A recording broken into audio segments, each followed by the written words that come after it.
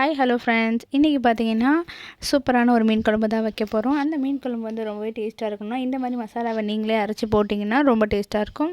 அதுக்கு என்ன மசாலான்னு பார்க்கலாம் வாங்க. ஒரு மிக்ஸி ஜார் எடுத்துக்கோங்க. ஒரு பெரிய சைஸ் வெங்காயத்தை இந்த மாதிரி கட் பண்ணி மிக்ஸி ஜாரில் ஆட் பண்ணிக்கோங்க. அதுக்கப்புறம் பார்த்தீங்கன்னா ஒரு பெரிய சைஸ் தக்காளியை ஆட் பண்ணிக்கோங்க. ஒரு கைப்பிடி அளவு பூண்டு ஆட் பண்ணிக்கோங்க. இதுக்கு என்னென்ன மசாலா போடணுன்னு நான் இப்போ சொல்கிறேன். 2 ஸ்பூன் வந்து மிளகாய் தூள் ஆட் பண்ணிக்கோங்க. 1 ஸ்பூன் வந்து ஜீரகத்தூள் ஆட் பண்ணிக்கோங்க.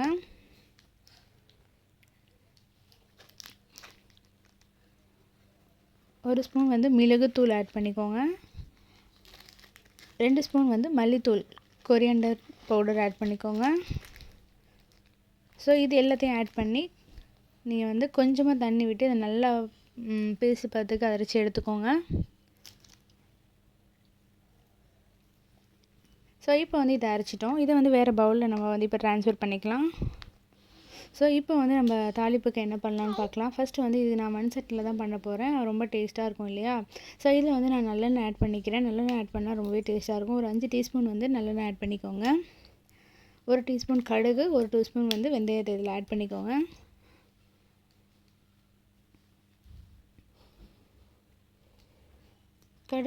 கடுகு வந்து நல்லா வந்து பொரிஞ்சதுக்கப்புறமா நம்ம வந்து இதில் பூண்டு ஆட் பண்ணிக்கலாம். ஒரு 10 பல்லு பூண்டை வந்து இந்த மாதிரி நான் வந்து உரலில் வச்சு நசுக்கி வச்சுருக்கேன்.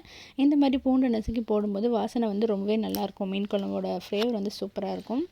ஸோ அதை ஆட் பண்ணதுக்கப்புறமா ஒரு பெரிய சைஸ் வெங்காயம் வந்து 2 வெங்காயத்தை நான் கட் பண்ணி வச்சுருக்கேன். அந்த வெங்காயத்தை நீங்கள் வந்து இதில் ஆட் பண்ணி நல்லா வதக்கி விட்டுக்கோங்க. ஸோ வெங்காயம் வந்து நல்லா வதங்கணும். அடுப்பு கொஞ்சம் ஸ்பீடாக வச்சு நல்லாவே சீக்கிரமாக வதக்கி விட்டுருங்க வெங்காயத்தை.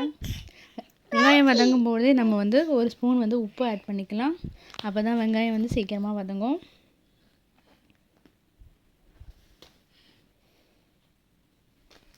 ஸோ இப்போ வெங்காயம் நல்லா வதங்கிடுச்சு. இப்போ வந்து ஒரு கைப்பிடி அளவு வந்து நம்ம கருவேப்பிலை ஆட் பண்ணிக்கலாம். அதுக்கப்புறம் 2 பச்சை மிளகாவை இந்த மாதிரி பாதியாக கட் பண்ணி நான் ஆட் பண்ணிக்கிறேன்.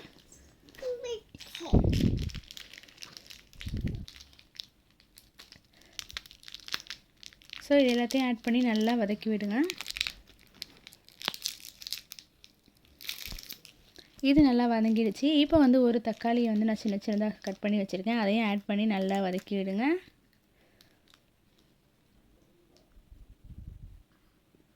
ஸோ இந்த மசாலா வந்து நல்லா வதங்கினதுக்கப்புறமா நம்ம ஆல்ரெடி அரைச்சி வச்சுருக்கோம் இல்லையா, அந்த மசாலாவை வந்து இப்போ நம்ம இதில் ஆட் பண்ணிக்கலாம். ஸோ அதில் கொஞ்சம் லைட்டாக தண்ணி விட்டு நீங்கள் வந்து அதை கொதிக்க விடுங்க. ஏன்னா ரொம்பவே கட்டியாக இருக்குது. ஸோ லைட்டாக தண்ணி விட்டு நம்ம அதை நல்லா கொதிக்க விடணும். ஏன்னா பச்சையாக தான் நம்ம எல்லாத்தையுமே அரைச்சி எடுத்தோம். ஸோ அதோட பச்சை வாசனை போகணும். அதனால் நல்லா அதை கொதிக்க விட்டுக்கலாம். ஸோ அது நல்லா கொதிச்சதுக்கப்புறமா நான் ஆல்ரெடி ஒரு பெரிய லெமன் சைஸில் வந்து புளி வந்து கரைச்சி வச்சுருக்கேன். அதையும் வந்து இதில் ஆட் பண்ணிக்கலாம். ஸோ இந்த டைமில் வந்து உப்பு காரம்லாம் சரியாக இருக்கான்னு நீங்களே செக் பண்ணிக்கோங்க. ஆல்ரெடி நம்ம எல்லாமே ஆட் பண்ணிட்டோம். இருந்தாலும் சரியாக இருக்கான்னு எல்லாத்தையும் செக் பண்ணிக்கலாம். செக் பண்ணதுக்கப்புறமா நம்ம வந்து மீனை வந்து இதில் ஆட் பண்ணிக்கலாம். நான் இன்றைக்கி சங்கரா மீன் தான் ஆட் பண்ணிக்கிறேன்.